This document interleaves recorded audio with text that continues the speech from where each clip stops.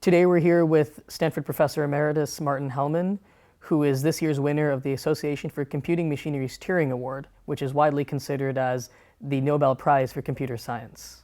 Professor Hellman, maybe we could start off by you telling us a little bit about the award and what work you did back in 1976. The work was, as cited, was the work on public key cryptography.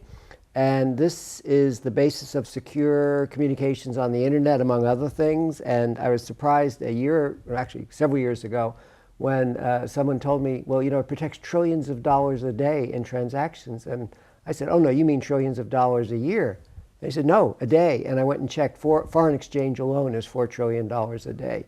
And I also think that some of it, while it wasn't specifically cited, is fighting for the right for people to publish their papers in this area, because NSA originally thought that this was a born classified area, and so even though we had no benefit of classified knowledge, they felt that they should have control over our papers, and we fought them on that, and we now both actually agree on that to a large extent. Sure, so let's go back to the 1970s, when you were working at Stanford doing research, and you came up with the idea for the Hellman-Diffie. Well, you and yeah, and actually, it's Diffie. It's usually called Diffie-Hellman. His name was first on the paper. Got it. And you came up with the key exchange idea. But can you tell us a little bit about what key exchange is and why it's so important?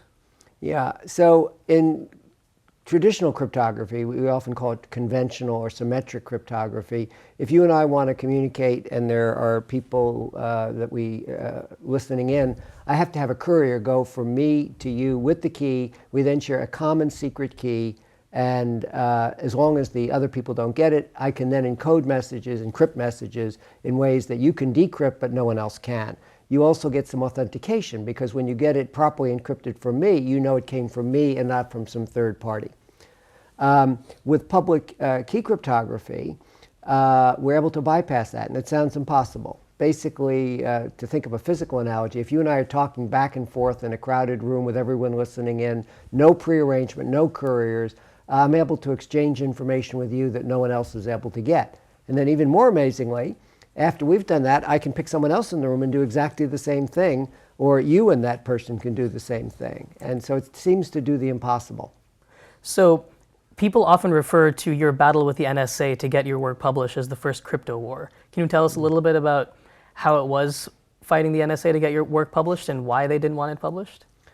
Well, NSA felt they had a monopoly in this area, and and also they were worried. I mean, it was something new and unseen for them, and so they were afraid we were going to ruin their intelligence gathering operations, because we were telling the American public and American businesses how to protect their information from thieves and foreign intelligence services. But in doing that, we were also telling thieves and foreign intelligence services how to protect their information from NSA and law enforcement. And so there's a trade-off.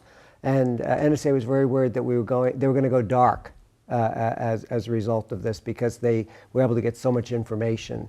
And so it initially started not with public key cryptography, but with something called the Data Encryption Standard, or DES key size controversy. A data encryption standard had been promulgated in March '75, so about a year before the public key work came to fruition. And Witt and I realized that the key size was too small. There were only 100,000 million keys, which is a lot, but not big enough. Computers are so fast that even in 1975, we estimated that could be broken for $10,000 per solution on a special purpose machine. The hot topic in Silicon Valley today is, of course, Apple's standoff with the FBI on the on the encryption of iOS 9 on the iPhone. Do you see a lot of similarities between your fight with the NSA then and what Apple is going through right now? Yeah, there's actually more similarity with the second crypto war. So the first crypto war was in the late 70s, early 80s, and I was in some sense the leader of the privacy troops in those days, because there was almost no one else around. The 90s, there was an attempt to get people to use the Clipper chip, as it was called, or key escrow, where every device would have embedded a master key in it, and the master key would allow you to get whatever information it encrypted, and that master key would be stored in a database that could be obtained and each key could be obtained with a specific court order or warrant. So where do you see a case like the Apple FBI case ending? For example, back when IBM worked with the NSA on the DES standard, it was later revealed to be found out that there was a compromise, that they deliberately shortened the key in collusion with the NSA. Do you see something similar happening now? No, I don't see that happening. Encryption has become too important. It's too important to national security and to law enforcement. I mean, that was one thing that the committee I served on 20 years ago really helped bring out. The chair of the committee pointed out that while it was being said then, just as it's being said now, that law enforcement's interests were in weak encryption, he said that's not true. There are some interests of law enforcement want weak encryption, but the best law enforcement is crime prevention. It's much cheaper to prevent crime than to prosecute crime after the fact. And weak encryption will foster increased crime.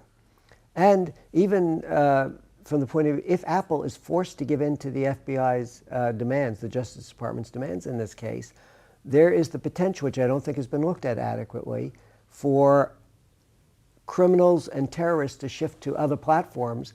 And how much information is the Justice Department getting from Apple through other means? Like Apple does give up iCloud information under a court order. And so if they go to German manufacturer, Chinese manufacturer, will that not be the case? I feel sympathy for the people in the FBI trying to get on that phone. If I were them, I'd want to get on the phone too. But then I have to weigh the trade-offs. And that's the kind of, instead of a debate, I'd like to see us have a conversation. Where do you see all this heading in terms of, where do you see encryption going in the future? Well, it's gone pretty far. When Witt and I wrote New Directions in Cryptography, and it was in the November 1976 issue of Transactions on Information Theory of the IEEE, the first sentence reads something like, "We stand today on the brink of a revolution in cryptography." And we thought commercial encryption was going to be widespread within 5 or 10 years. So by 81 or 86, it actually took more like 10 or 20 years and the internet really coming into existence. It's hard to say. I think it's going to be even more widespread. This Internet of Things is a wonderful possibility, but it also creates all kinds of security holes. And I just hope that we think things through beforehand and build the security in from the beginning, because there's been too many instances of security being an afterthought, and it's hard to add security after the fact. It's much easier to design it in from the beginning, and so I hope that happens.